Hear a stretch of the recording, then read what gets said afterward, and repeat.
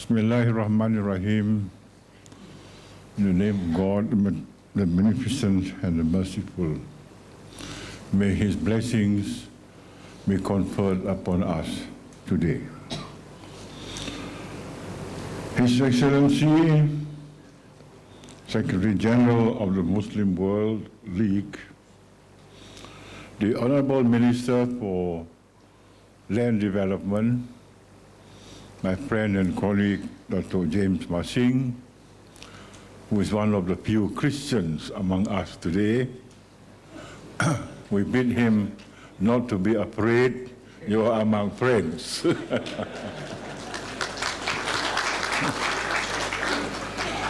Honorable Assistant Ministers, ladies and gentlemen, foreign dignitaries who have come all the way from where they were to address us in the last few days. I cannot help but notice that in the last few days, there has been terrible things happen in Paris. There will be repercussions of this. Islamophobia will be on the rise because of the deeds of these murderers. The name of Islam is somewhat besmirched.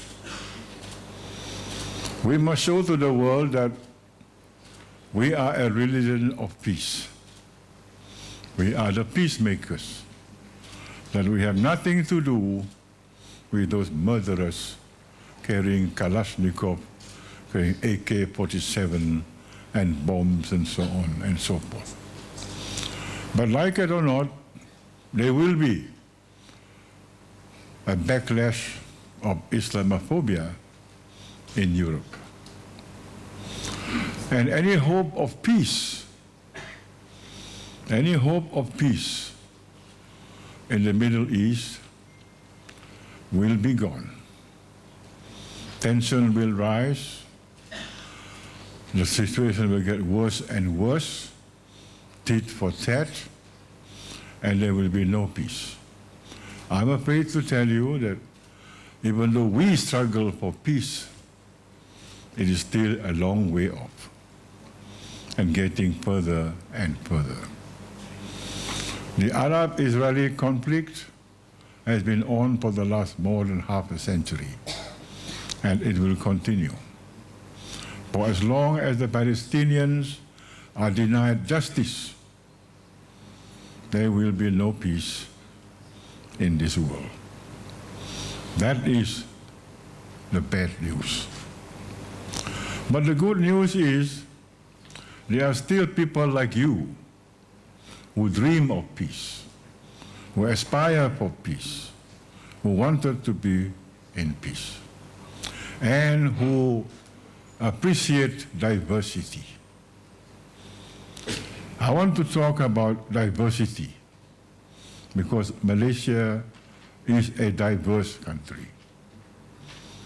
I think we have managed to live peacefully, except for some occasion, a few occasions before. But generally speaking, we have been living in peace. Though we come from different cultures, believe in different religions, have different color of skin, and so on. Because it has been inculcated by us, it has been inculcated into us by Islam, that you live in peace with one another, that you appreciate diversity, that God created us in different colors, different temperaments and so on, different races, because He wants us to know each other. There is great wealth, there is treasure in diversity. Imagine a flower garden where all the flowers are yellow. I think it will be a very dull garden. I don't think you can start a museum or botanical garden simply with yellow flowers. You must have red colors, pink colors, blue colors, and so many colors of the rainbow. Then it will become more and more beautiful. And what is better if those different colors can stay and coexist with one another? I'd like to believe that there are some people in this world, in the footsteps of Jesus, in the footsteps of junjungan kita, in the footsteps of Buddha, in the footsteps of Gandhi, who yearn for peace among his brothers. I still believe, and I would like to believe, in spite of the wars that has that impacted us for the last 200 years, we have been at war with one another for more than 100 years. There is the First World War, started when Princip assassinated Prince Ferdinand. There is the Second World War, when Hitler became a megalomaniac. There is the Cold War. There is the instant civil war, guerrilla war, so many wars, you name it. And there is no period when we can enjoy peace. We set up the League of Nations to have peace in our time. Woodrow Wilson said after the Second World War, First World War, this is the war to end all wars. I don't think that is correct. Turns out to be, this is the war that begins all other wars. But that is the fate that we are in. But I still cling to the belief, and we all cling to the belief, that all men are good. All men want peace. And that one day, the glory of peace will be visited upon us. We still dream of that day. And us in Malaysia, particularly in Sarawak, we have learned to live with one another. We have learned to live with one another. We are more than just tolerant. We are not tolerant. I don't believe in the word tolerant. I believe in the word respect. We respect each other for their religion, for their belief, for their faith, not just tolerance. Because when you say tolerance, there's a degree of reluctance. You have to. You reluctantly obey. But when you respect, it's voluntary. So that is what we must practice on, that to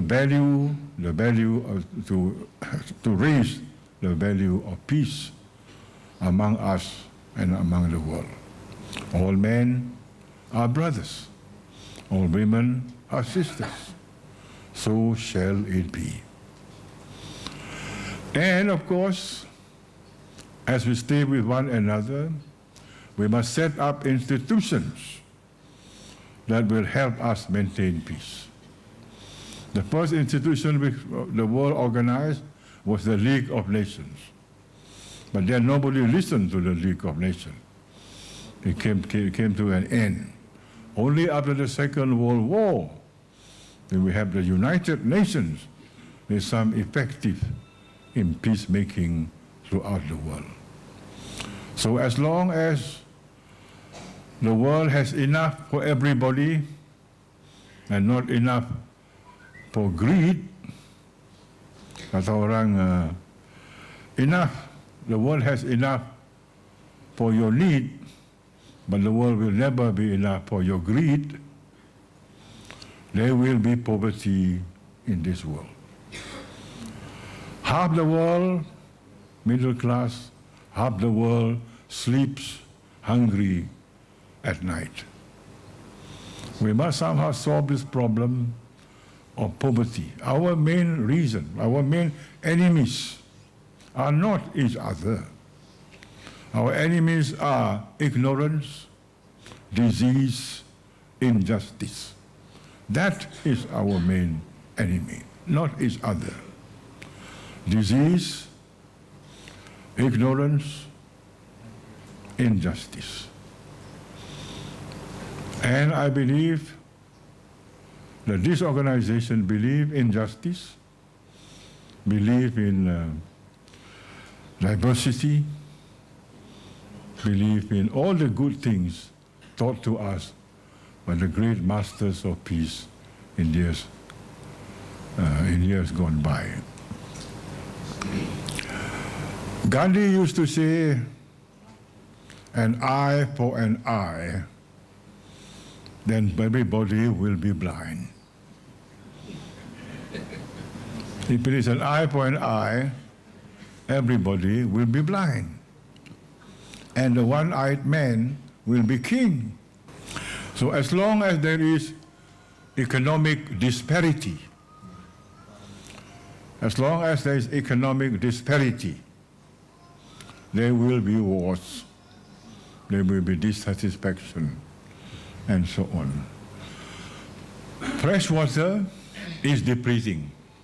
One of these days, people might even go to war because of water. I hope that day is still distant. But thank you very much for coming to Sarawak. I think there must be some reason you come here, perhaps because of Pehin Sri's, or because you notice us as a very peaceful, friendly people. If the whole world is like Sarawak, of course you all agree, puji sendiri lah.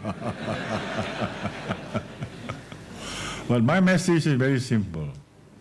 Our main enemies are disease, ignorance, and injustice. It is not diversity. It is not each other in the end. Because deep inside there, human being one piece. Except they don't know how to go about it. And it is for institutions like this one to tell them on how to go about it. So with that message, I, with pleasure or with grief or with sorrow, close your conference for the last few days. Thank you.